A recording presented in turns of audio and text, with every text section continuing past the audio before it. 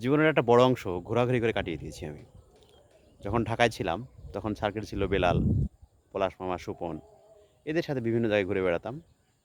তারপরে করোনাকালীন সময়ে বাড়িতে যখন থাকলাম দীর্ঘদিন, তখন সাদ্দাম ছিল। সাদ্দামের সাথে ঘুরে বেড়াতাম। এখন এসে যে বুরহান আতা, এদের সাথে ঘুরে বেড়াই। আমার ঘোরাটা এখনও চলমান আছে। যাদের নাম বললাম তারা আর ঘোরে না। তারা বিভিন্ন সংসার ক্যারিয়ার নিয়ে ব্যস্ত। আমিও সংসার করি, কিন্তু আমি ঘোরার সুযোগ এখনও নষ্ট হয়নি আমার। ঘোরাঘুরি বলতে বিভিন্ন জায়গায় যেয়ে আশেপাশে, এই জায়গাটা দৃষ্টিনন্দন, এরকম জায়গায় যেয়ে বসে থাকা, গল্প টল্প করা, রাস্তার ধারে, বিলের ধারে, নদীর ধারে, এরকম আশেপাশে যেই জায়গাগুলো আছে বাড়ি থেকে একটু দূরে গিয়ে বসে থাকা আর কি। তো একসময় মনে হতো যে ঘোরাঘুরি করে জীবন খুব লস করে ফেলেছি আমি জীবনে। এখন এসে সেই জিনিসটা মনে হয় না, এখন মনে হয় ঘুরেই ভালো করেছি। এই স্মৃতিচারণ করে অনেক সময় কাটিয়ে দেওয়া যায়, অনেক ভালো লাগে।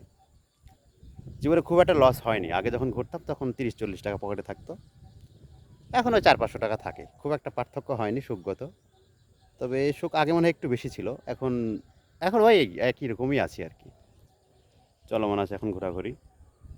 এভাবে ঘোরাঘুরি করলে খুব বেশি ভালো লাগে, মেন্টালি খুব ফ্রি থাকা যায়।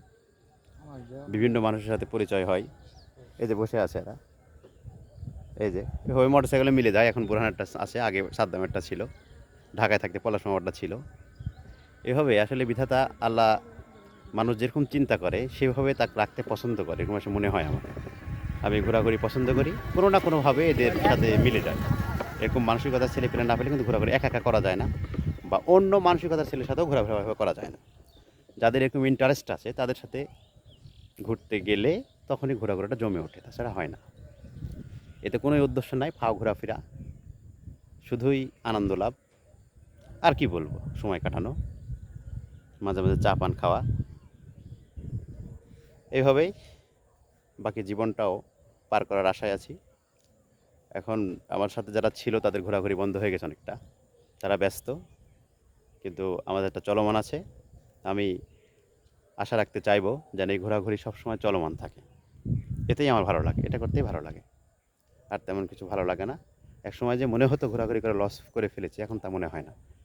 এখন ভালো লাগে। আগের অনেক অনেক জায়গায় গিয়েছি, সেগুলোর কথা মনে হলে ভালো লাগে। এখনও অনেক নতুন নতুন জায়গায় যাই, এগুলোর কথা মনে হলেও ভালো লাগে। খুব ভালো লাগে, জায়গাটা বেশ দৃষ্টিনন্দন। এরকম জায়গায় আমরা যাওয়ার চেষ্টা করি, বাতাস হচ্ছে ফিরফির। এখানে থাকবো অনেকক্ষণ, ঘন্টা দেড়েক বা ঘন্টাখানিক। কালকে আবার আরেকটা জায়গায় যাবো, আরেকদিন আবার আরেক জায়গায় যাবো, এইভাবেই চলবে আর কি। সবাই ভালো থাকবেন। আসসালামু আলাইকুম।